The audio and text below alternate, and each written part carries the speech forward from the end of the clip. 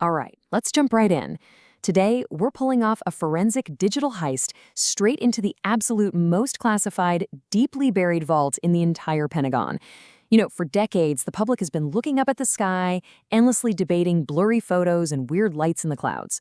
But the source material we're breaking down in this explainer reveals that the real story, it isn't in the clouds at all. It's hidden in the servers. So we're going to map out exactly how the military intelligence apparatus manages the flow of arguably the most profound secret in human history. Okay, let's dive into this. You've probably heard variations of this quote, right? Pentagon spokespeople or the folks at AARO testifying under oath to Congress, stating definitively that they have no high-quality data proving the existence of non-human technology. Well, when the government says this, they are actually telling a hyper-specific bureaucratic truth. It's honestly a masterful bait and switch. So we actually have to stop for a second and ask a pretty terrifying question. What if they aren't lying about the science, but they're literally lying using the law? The source documents argue that the lack of UAP data presented to the public is not a failure of science, and it is definitely not a lack of actual encounters. It's a deliberate legal loophole. They've basically constructed this massive jurisdictional shell game to legally hide the truth from any sort of meaningful congressional oversight. Now, to really understand this digital heist, we need to define the backdoor of this whole operation. A USAP, or Unacknowledged Special Access Program. Listen, in the military, top secret is just the baseline. A USAP is so deeply classified that its very existence is denied to everyone except a tiny, self-appointed committee on a strict access roster. Historically, the intelligence community actually calls this a bigot list. If you aren't on that specific list, the program legally does not exist. Period. These shadow programs operate with zero oversight, zero accountability, and absolutely no legal constraints. They are the perfect vehicles for hoarding data away from the public. Okay, so how does this data hoarding execute in the real world?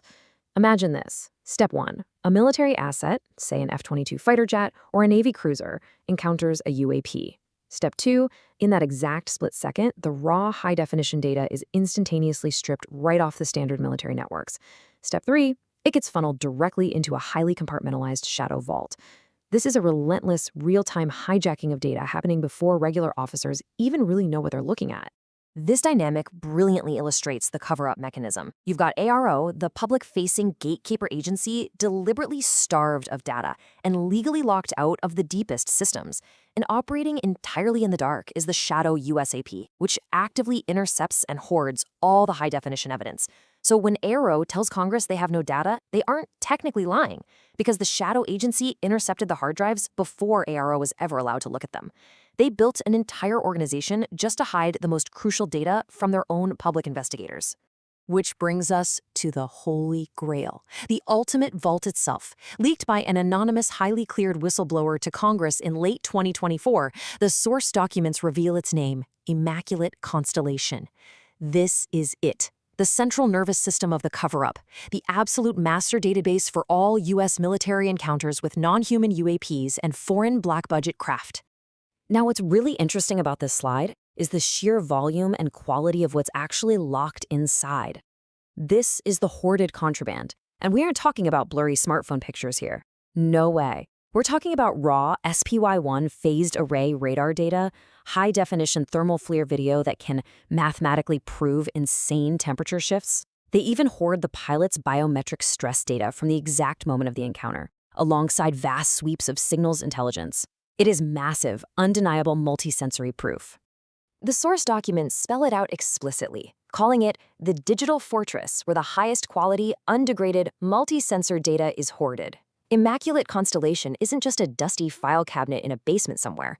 It is a comprehensive intelligence fusion program. That means it pieces together data from every single available sensor to build a complete picture, explicitly designed to keep the terrifying ground reality completely off the books. So let's move to the actual contents of the vault, because this is where it gets really wild. According to the whistleblower report, some of the most sensitive files inside Immaculate Constellation contain ultra-high-definition optical and infrared footage of a very specific phenomenon, the autonomous orbs. Historically, going all the way back to World War II, pilots used to call these Foo fighters.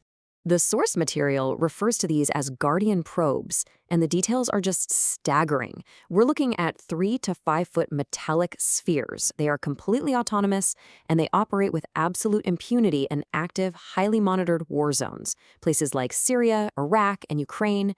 They routinely pace advanced military aircraft like it's nothing.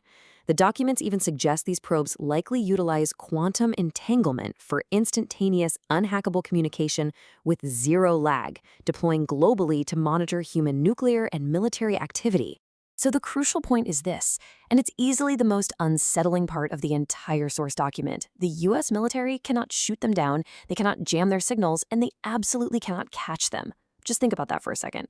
The multi-trillion-dollar U.S. war machine, arguably the most technologically advanced and lethal force ever assembled in human history, is completely and utterly defenseless against these autonomous probes. And honestly, that realization, that is precisely why Immaculate Constellation exists. It's all about managing this terrifying contrast. On one side, you have the psychological illusion, this comforting idea that human militaries maintain absolute air superiority. On the other side is the hidden reality, complete defenselessness against these autonomous guardian probes. The Pentagon simply hides this footage to maintain their fragile illusion of control and protect the military's collective ego. Because if the public knew the truth, the entire facade of terrestrial dominance would collapse instantly. But, humanity isn't just sitting still. The documents outline this modern quantum arms race happening right under our noses. While the public thinks of warfare in conventional terms, the source points to a highly active, classified terrestrial arms race. You've got the U.S. deploying reverse-engineered craft like the TR-3B Astra. Russia is activating highly classified Koopal plasma defense shields. China is developing their own reverse-engineered drone swarms. It's a deeply classified war for terrestrial and spectrum dominance. Yet, all of them are being quietly monitored by these metallic spheres. Which brings us to the core thesis of this explainer, perfectly summarized by this quote from the text. The true power of the archonic control grid does not lie in the weapons themselves. It lies in the absolute monopoly of data. In other words, this deepest state secret isn't just about the black budget hardware. It's about totalizing offensive control over information, and Immaculate Constellation is the ultimate expression of that control. So, what should you take away from all of this? We've walked through the legal loopholes, the shadow vaults, and the incredible lengths they've gone to hide the reality of these autonomous orbs. And it really leaves us with one chilling final thought. If the most powerful militaries on Earth, armed with trillions of dollars in defense technology, are completely defenseless against these spheres, who truly controls our airspace? Keep questioning, keep learning, and thanks for exploring this with me.